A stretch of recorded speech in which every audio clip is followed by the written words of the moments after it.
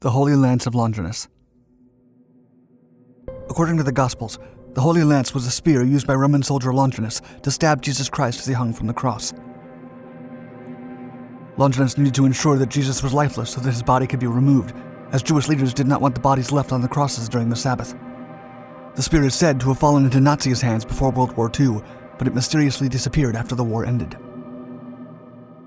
The story goes that when Longinus pierced Christ's side with his pilum, water and blood flowed from his wound, reaching Longinus' eyes and converting him at that moment.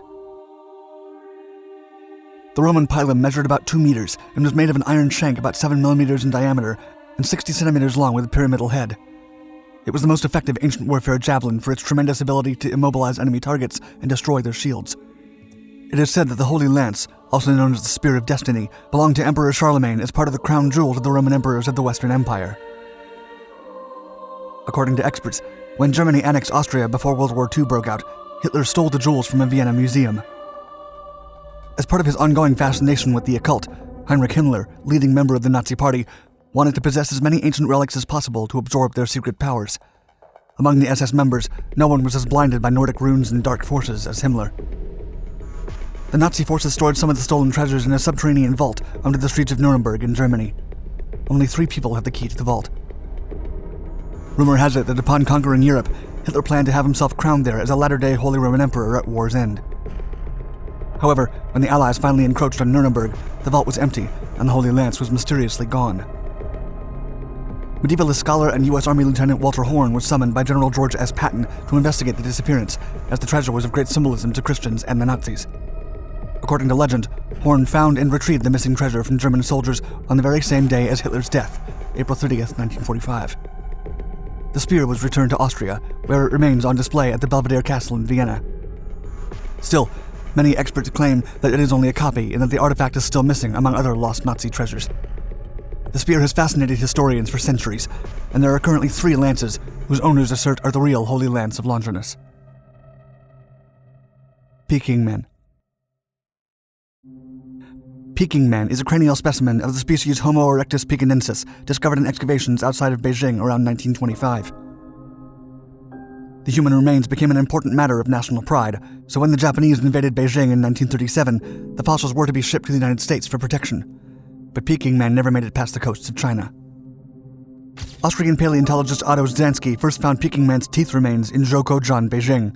He then reported the discovery to the international paleontologist community. In 1926, the Cenozoic Research Laboratory was created to explore the area. At the excavation site, there was evidence that Peking Man used fire and tools, while its brain volume was much larger than that of living apes.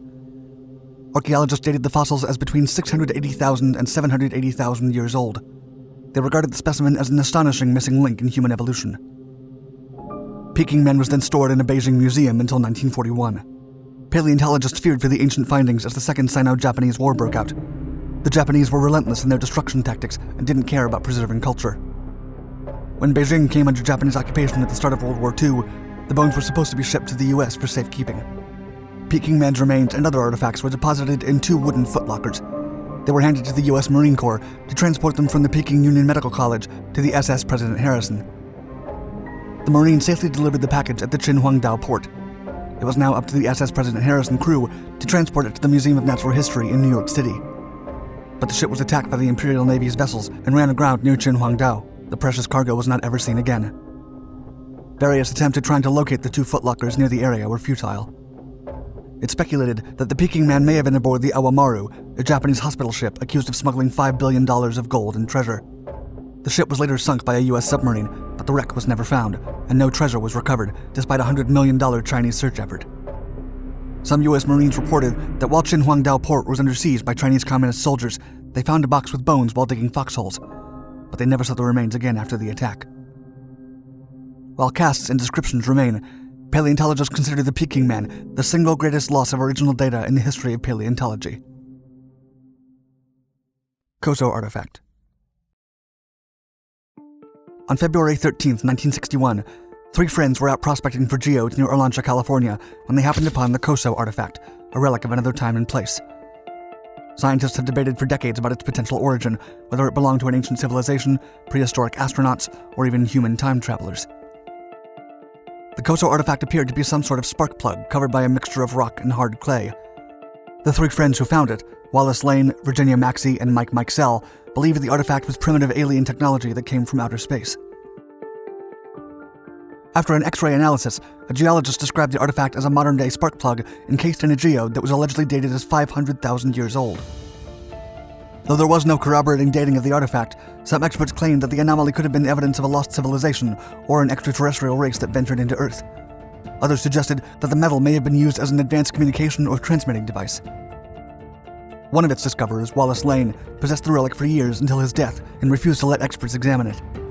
Only one of the three prospectors, Virginia Maxey, is still alive today, but she has declined to comment publicly on the topic. Still, many scientists claim that the artifact is not significant and that it could be just a 1920s-era Champion spark plug used in Ford Model A engines.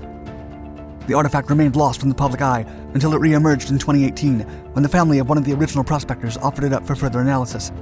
Present-day scientists and archaeologists remain unswayed. Father Crespi Collection.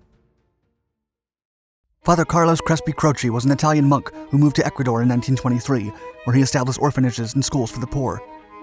The natives offered him countless artifacts, which eventually became a precious collection. Some of these relics contain hieroglyphics that were believed to come from ancient Babylonia or even otherworldly civilizations. But after Father Crespi passed away, part of his collection inexplicably vanished. Before becoming a Salesian monk, Father Crespi studied anthropology at the University of Milan. He was later assigned to the city of Cuenca, Ecuador, to spread the gospel and build a community. Thanks to his vast knowledge in education, culture, farming, and anthropology, Father Crespi quickly established orphanages and schools for the poor, eventually building a self-sufficient community. The priest became a beloved humanitarian among the indigenous people, who thanked him for all the good he brought to the country. As an anthropologist, Father Crespi was also profoundly interested in the culture of the numerous Ecuadorian tribes. As a way of expressing their gratitude, the natives bestowed Father Crespi with many artifacts from all over the country and beyond. Over his 50 years of service, Father Crespi collected more than 50,000 objects. His collection has been described as one of the most valuable archaeological treasures on Earth. Among these ancient gifts was a set of golden plates that some of his followers believed were created by a lost civilization with extraterrestrial help. Father Crespi's treasures were stored in the Church of Maria Auxiliadora. He then set up a museum to exhibit his relics and artifacts with the Vatican's approval. In 1962, a devastating fire destroyed most of the objects. After the death of the beloved priest, the artifacts that survived the fire mysteriously disappeared. Rumors circulated that the missing relics were shipped off to the Vatican, while others might have been sold to private collectors or stolen by locals. In surviving footage of the museum, Father Crespi is shown with some artifacts while explaining that they do not seem to belong to the Americas. Some of them even resembled ancient Babylonian relics. The Central Bank of Ecuador claimed to have purchased what was left of Father Crespi's collection. In 2016, members of the Ancient Origins community visited the facilities and examined the abandoned objects. The collection was there, but the golden plates and some of the most controversial artifacts consisting of gold carvings and hieroglyphs were nowhere to be found. Dropout Stones.